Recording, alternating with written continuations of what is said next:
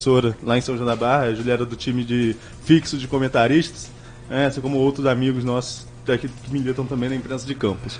E a Júlia era minha companheira de fumódromo na Folha da Manhã em 2014, por aí, só que, graças a Deus, Júlia, ano passado eu parei de fumar. Mas éramos companheiros e pelo menos dava para fumar, às vezes, 2 cigarros e bater um bom papo, jogar uma boa conversa fora. Mas é desculpa também. Desculpa para conversa boa. É verdade. Ou ao contrário.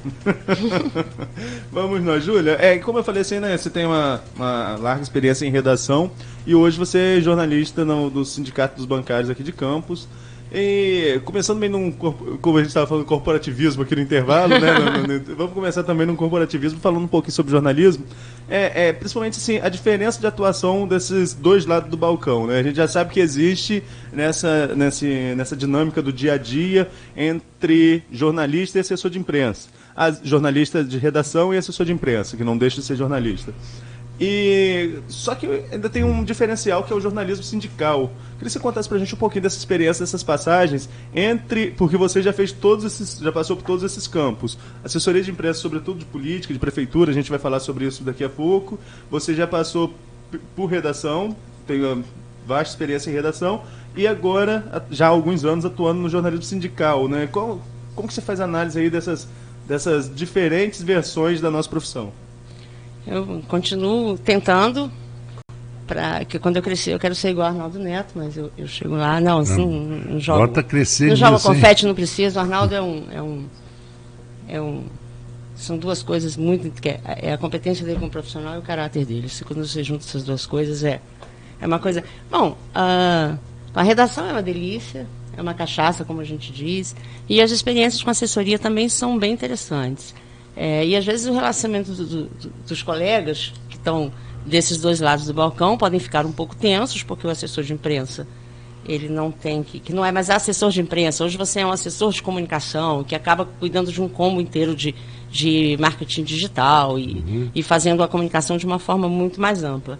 Mas assim, você tem que ter precisa ter uma questão ética muito forte para você preservar, porque o assessor, ele é uma função de confiança do seu assessorado, mas ao mesmo tempo ele tem que ter uma relação de muita verdade e de muito comprometimento com o que a profissão pede dele, que é não desinformar, que é não omitir da sociedade. A credibilidade junto à comunidade jornalística. Sim, a sociedade precisa saber. O jornalismo é fundamental numa democracia, numa sociedade. E o assessor de imprensa, ele tem que ter essa relação de confiança com quem ele está defendendo, porque você tem estratégias de comunicação, mas eu acho que dá para manter uma relação saudável.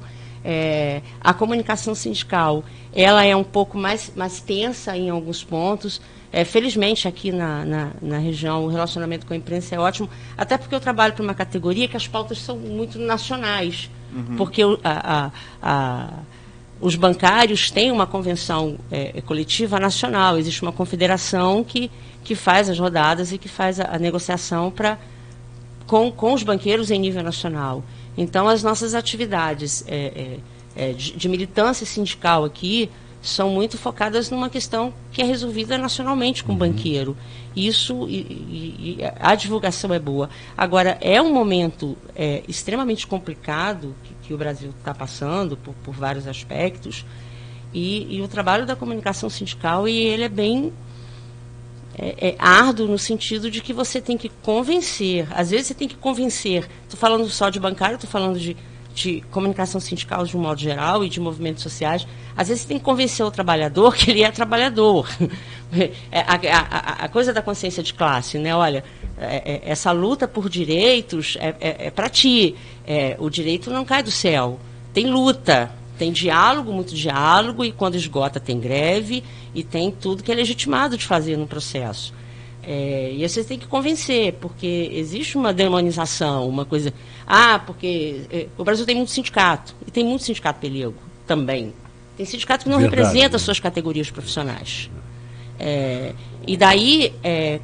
mas tem sindicato... E o problema não é a diretoria, o sindicato é do trabalhador.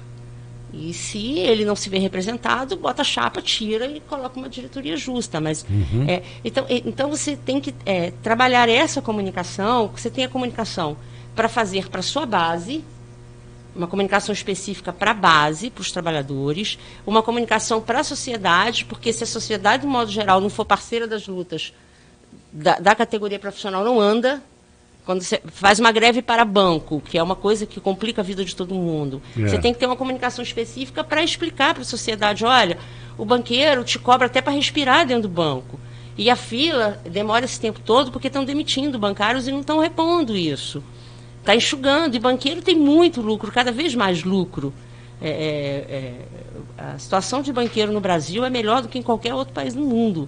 Então, é desafiador fazer essa comunicação, é gostoso quando você acredita que você está fazendo, é muito bom fazer. E é explicar.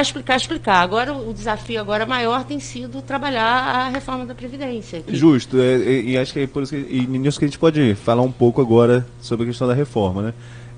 Os sindicatos de maneira geral estão se colocando de forma totalmente contrária à reforma. A gente conversou com alguns políticos aqui e eu para o jornal, sobretudo com alguns deputados federais que vão analisar essa reforma, né? E todos eles foram unânimes em falar de uma reforma necessária, mas que alguns pontos não são plausíveis, sobretudo o BPC, o benefício de prestação continuada, e a aposentadoria rural, a mudança ali na aposentadoria rural para a mulher. E eu conversei com 4 deputados, dos 4, 3 se posicionaram dessa forma. Foram os 3, os irmãos Vladimir e Clarissa, e o deputado Cristiano Áureo aqui de Macaé. O único que não se posicionou claramente com relação a essas questões foi o Felício Laterça, que é do PSL, partido do presidente Bolsonaro. Você que acompanha de perto assim, essas discussões junto ao sindicato, qual a sua posição sobre a reforma hoje? Você acha que passa esse projeto do Guedes? Você acha que tem alguma coisa para ajustar? Ou você acha que nada do que o Guedes apresentou ali está correto? Passa ou não passa, a gente não pode dizer mais nada. A situação do Brasil ela é tão complicada nesse momento que você tem uma atitude de alguém, você fala assim, não, está querendo dizer isso, mas você não sabe se a intenção realmente é essa. A reforma da Previdência, ela tem uma rejeição grande na população. Está mais fácil explicar a reforma da Previdência do que... Eu trabalho com comunicação, a gente tem que... O desafio nosso é levar essa informação para a sociedade. A reforma trabalhista, por exemplo, que passou no governo Temer, era muito difícil de explicar para as pessoas. Vocês estão perdendo direitos. Porque eram 100 direitos, mais ou menos, uma centena de direitos perdidos na reforma. A da Previdência é mais fácil, porque você diz assim, você vai se aposentar mais tarde. E aí o cara entende que é isso. Mas a questão não é se precisa ou não precisa de reforma. Há muitos números, e há números até conflitantes. Números ditos por economistas, números que são de diferentes instituições que lidam com isso.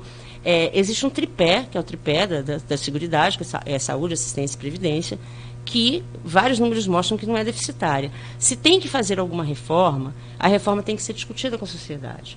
E se tem que fazer alguma reforma de fato, ela não pode sacrificar quem é o mais pobre, que não é responsável pelos problemas que possam existir, porque os grandes devedores não pagam o que devem à Previdência. BPC não deve passar. Um projeto, quando é apresentado assim, ele já vem com uma espécie de gordura para você tirar na negociação. A grande questão não é o BPC, não é não acumular a pensão por morte. A grande questão, que é o projeto do governo, que é o projeto do Guedes, é a capitalização. O principal objetivo é vender a Previdência para os bancos, para fazer um modelo similar ao do Chile, que o Chile tem recorde de suicídio de idosos porque não conseguem viver com a mixaria que recebem de aposentadoria.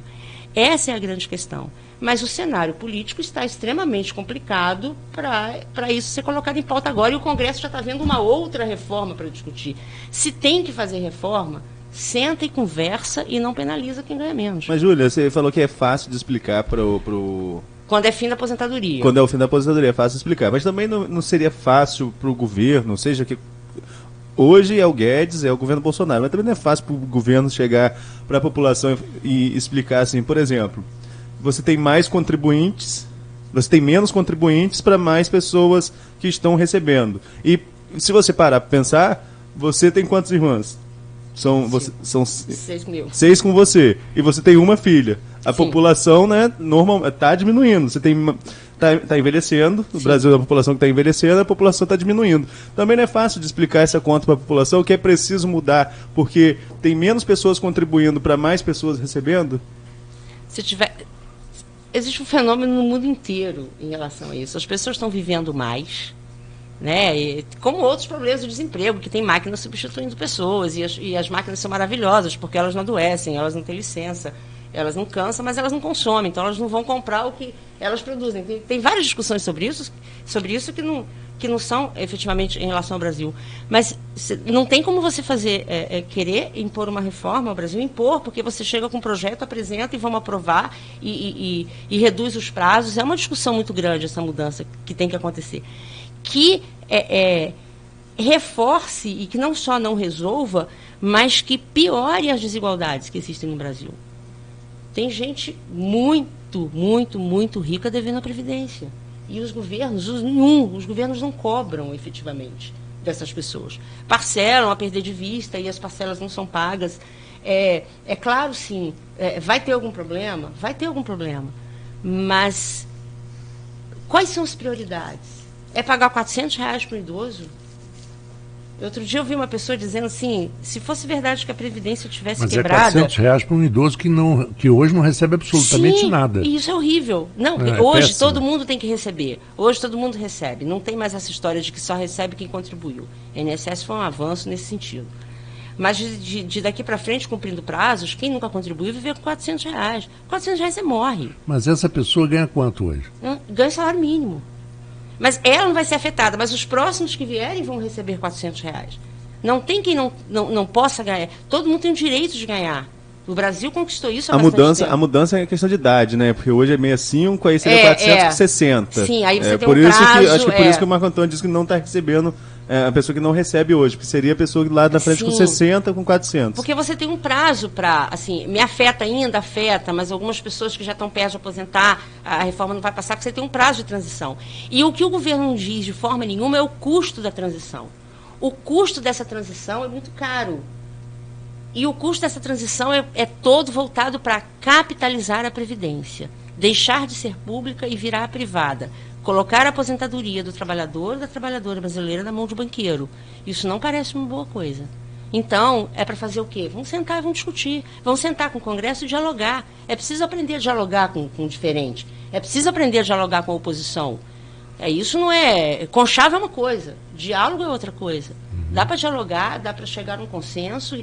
É para reformar? Então prova que tem que reformar. Então vamos fazer uma reforma que não tire direitos. Quando você se refere à previdência privada, você está incluindo nisso postais, do Banco do Brasil, as previdências, entre aspas, privadas das empresas públicas que estão quebradas? Das empresas públicas que estão quebradas? O Banco do Brasil... O Banco do Brasil está quebrado? Não, a Previ está com problemas seríssimos. Sim. A Postales com problemas seríssimos. A da Petrobras, previdências públicas com características de previdência privada. Ela tem uma característica parecida com alguns países, né? Que o contribuinte faz por fora. E às vezes em alguns países você tem opção de querer ou não aquela previdência. Não, eu já tenho a comum.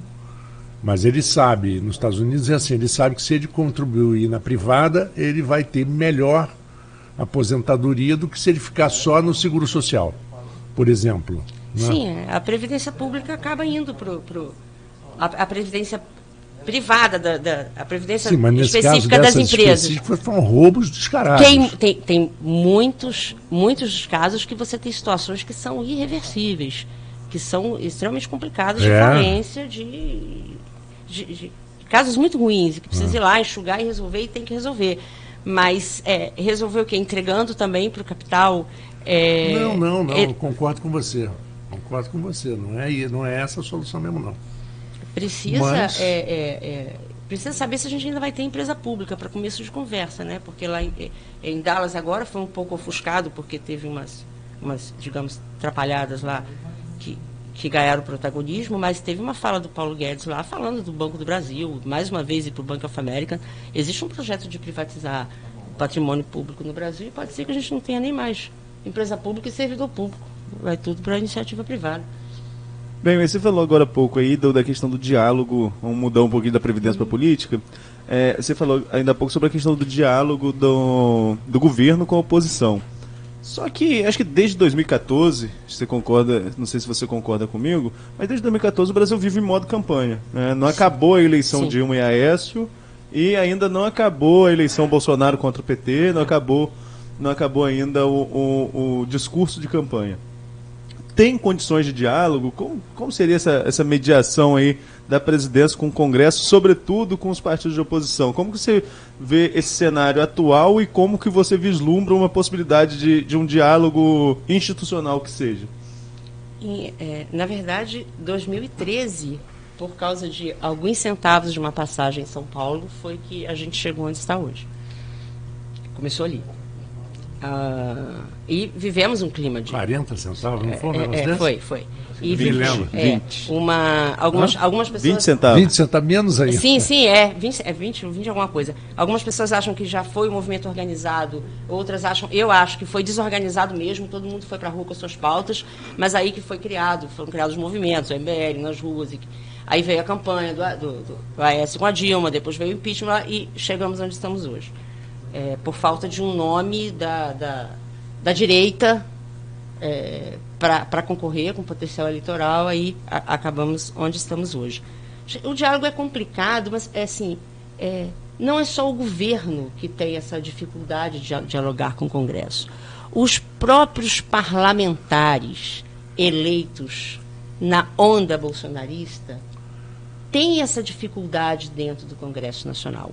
A oposição elegeu e reelegeu parlamentares experientes, que sabem dialogar. O Centrão também.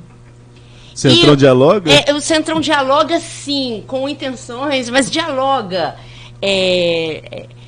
E o PSL e outros partidos menores, o PSL também é um partido pequeno, elegeram, na onda bolsonarista, parlamentares, assim, alguns, caricatos, inclusive. E tá bom, linda a democracia, tem os nichos para representar da sociedade, todos ali representam, mas que tem uma arrogância que atrapalha, e um desconhecimento que atrapalha, e acha assim, não, você não pode falar. Na posse, em fevereiro, tanto na Câmara Federal quanto em Assembleias Legislativas, alguns deputados da oposição chegaram com o Lula livre, alguma coisa assim, e teve soco mesmo, literal, de deputados do PSL. Não foi um caso só, foi mais de um caso. Aí o Centrão fica chateado e está votando com a oposição e o governo está tendo derrotas. Quer dizer, além do governo, os ministros, quando vão lá falar, também não estão conseguindo estabelecer esse diálogo, ter essa tolerância com apanhar, porque agora é vitrine. Bater é muito fácil. Estar lá fora batendo é muito fácil. O discurso antipetista, com alguma razão e com muita não razão, foi construído assim, vão bater que é fácil. Agora chegou lá dentro, tem que ouvir, tem que aprender a ouvir. Se vai ter uma manifestação da rua, não adianta chamar as pessoas de idiota, porque foi muita gente. E não tem tanto idiota assim, mas não tem tanto idiota assim para lotar as ruas como lotou. Então, assim, nesse momento, Arnaldo, esse momento é um momento muito delicado politicamente. De uma semana para cá, acho que a coisa, quando teve a manifestação dos estudantes, quando teve a confusão toda de agenda nos Estados Unidos, culminando com uma fala desqualificando as manifestações da rua, e as manifestações aí imediatamente marcaram uma manifestação para o dia 30, uma outra manifestação, e o governo, num suspiro, tenta fazer o dia 26. Assim, vamos chamar os seguidores e vamos para a rua porque a gente precisa, e aí você cria, todo mundo contra e vamos lá. Aí o MBL já diz que não vai, está rachado. Ontem o presidente do MBL de Minas Gerais rachou com o MBL Nacional porque não aceita isso. Nas ruas também já se posicionou. Você tem a Janaína Pascoal, que é deputada estadual de São Paulo, mas que é uma figura importante no cenário nacional, na construção disso, principalmente do impeachment, que já estava dizendo para as pessoas não irem para a rua dia 26. Pode ser que o dia 26 seja um fiasco. E se for um fiasco, e o movimento do dia 30 for mais forte, complica um pouco mais. Enquanto isso não acontece, o Congresso está parado. Porque os deputados do PSL também brigam entre si. Aquela fala de que ia voltar atrás no corte ou contingenciamento, ou como queira chamar, no corte da educação, e aí tinha prometido aos deputados, aí depois a Joyce, a líder do governo, a que gosta de pegar os textos das pessoas, a Joyce pega e vai para o lado do ministro da Educação e informa, não, o corte está mantido sim. Aí os próprios deputados da base vão dizer, o que nós estamos fazendo? Porque tem uma pressão na base. Existe uma pressão na base. Então, assim, o momento político é muito confuso para tentar agora estabelecer um diálogo que não está se conseguindo fazer desde o início do ano. Se tem um momento que o governo tem que parar, sentar e falar assim, vamos dialogar, acho que esse é o pior momento. Precisa abaixar essa poeira, precisa esperar o movimento do dia 26, o movimento do dia 30, eu acho, e agora, saber como é que vai ser. Esse modo campanha que a gente fala, né, e o Aloysio sempre, quando a gente conversa sobre esse assunto aqui, o Aloysio lembra do Steve Bannon, né, dos Estados Unidos, que fez a campanha do Donald Trump. Do Trump, amigo de Eduardo Bolsonaro. E que não é uma coisa não pensada esse modo campanha, isso é proposital, manter essa chama acesa. Você não acha que a oposição cai um pouco nisso? A oposição também não está nesse jogo, se mantendo em modo campanha, deixando essa chama de campanha acesa, favorecendo também ao presidente, porque ao invés de atribuir a questão governamental, fica nesse discurso do nós contra eles? Também, mas não é só isso. A oposição, quer dizer, o Partido dos Trabalhadores e o próprio PDT, que é, né, social-democrata, o Ciro se diz um socialista democrático, se apresenta assim, e as outras forças de esquerda de oposição no país cometeram erros, inclusive, que contribuíram para que a gente chegasse no estado que chegou hoje. Mas acho que a oposição está fazendo o papel dela de cobrar, e cobrar muito. Ninguém está torcendo contra, você não está torcendo contra. Não precisa torcer contra para o que está acontecendo. São 5 meses, só 6 meses de governo. Então, tem um problema do passado que tem que resolver, tem uma herança que tem que resolver. Agrotóxico e mais agrotóxico liberado não é culpa do governo passado. Acho que a oposição está cumprindo o papel de explicar para as pessoas e de cobrar do governo as medidas. Mas, na rede social, principalmente, você tem um clima de guerra muito grande, dos memes e da agressividade das pessoas, mas não há o que fazer a não ser cobrar e ir para as ruas. E tentar dar um rumo. Tomara que o governo acerte. É complicado, mas é complicado porque se mostra o caminho e não vai. Não é esse, não era um projeto para melhorar o país, era um projeto para acabar com a oposição. Era um projeto antipetista, era um projeto de ódio. Então, se você... Qual era o programa? Eu vi o programa de governo na época da campanha, no site oficial da campanha do Bolsonaro. É um PowerPoint com aqueles desenhinhos assim, nós vamos melhorar a saúde. Não tem dizendo o quê. Você não tinha um programa. Porque foi uma campanha que foi trabalhada em cima de o PT destruiu o Brasil, nós vamos salvar o Brasil da destruição que o PT causou. Qual a destruição? Não tem ali aquilo não está formatado, mas destruiu, deve trilhões, 4 trilhões, são números surreais. E aí, quando chegou lá, falou assim, e agora, vamos fazer o quê? Não tem um projeto. Nós tiramos o PT, oba! E agora? Vamos fazer o quê? Essa tem sido a dificuldade. Aí você compõe um ministério, sabe, com as falas da Damares, com o ministro do Meio Ambiente que não gosta do meio ambiente, com o ministro da Educação que falava bobagem, entrou um outro agora. Aí você tem a repercussão internacional muito grande das falas equivocadas. O nazismo de esquerda pegou muito mal no mundo, na verdade. E aí o mercado que permitiu que este governo estivesse agora aí, o mercado começa a sentir, porque a economia começa... países civilizados começam a dizer, a gente não vai mais comprar o produto de vocês. Eu ouvi ontem, eu não estava acompanhando isso, o dólar bateu 4,10, né? Já passou da casa dos R$ 4, o dólar que recuou bastante, se você diz, o mercado aceitou a eleição do Bolsonaro, o mercado não pode não ter estimulado. Não vejo. No final apoiou. Você vê que apoiou, eu não acho que apoiou. No final apoiou. A gente tem algumas divergências que vão aparecer aqui no meio da conversa, entendeu? Nós somos amigos, conversamos sobre esses assuntos e sempre vai surgir aqui. Júlia, acho que o mercado apoiou, eu não vi esse apoio do mercado, mas eu acho que o mercado aceitou e agora está começando a reagir de forma negativa aí a algumas medidas do governo, né? Com a diferença que o dólar agora subiu no mundo inteiro, não só no Brasil. Sim, e antes foi só no Brasil. A situação é peculiar.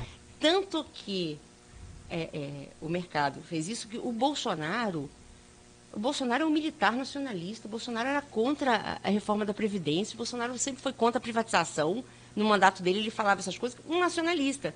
E aí ele mudou e passou a defender uma pauta neoliberal para atender os interesses do mercado, que chegaram e disseram, olha só, a gente não emplaca o Alckmin, o Luciano Huck não deu certo e o PT vai ganhar a eleição. E a gente precisa passar um monte de reforma e continuar o que começou com o Temer. Então a gente vai deixar você entrar, você põe lá o Paulo Guedes e deixa a gente fazer as coisas. Pega o Sérgio Moro, que era uma espécie de um avalista moral do governo, Sérgio Moro, o herói da nação lavajatista, que perdeu a voz, que já não era muito interessante, ele perdeu a voz, por algum motivo, não fala mais nada. E para passar essas coisas, o mercado, quer dizer, ele se adequou, o discurso de campanha dele se adequou ao interesse do mercado, que são as privatizações e que são as reformas. Então, tinha sim. Agora, o mercado já está sendo chateado, porque existem os contratos internacionais, existem as multinacionais que fazem para o mundo inteiro, para o mundo civilizado, capitalista, mesmo capitalista, estou falando de países com outro viés ideológico, que agora existe o viés ideológico, tem uma preocupação grande com direitos humanos e questões ambientais. E quando você tem um governo em qualquer lugar do mundo que desdenha dos direitos humanos e que pouco se importa com questões ambientais, com reservas indígenas, com todas essas coisas, nós começamos, não, nós não vamos comprar isso, não. Nós não vamos mais fazer negócio com você, não. Aí o mercado sente. E aí o mercado quer uma reação. Eu acho que o Mourão está no aquecimento. Bom, 7h47, faremos agora um pequeno intervalo e voltamos dentro de instantes com Folha no Ar, primeira edição. Quando se pensa em exames laboratoriais, logo vem em nossa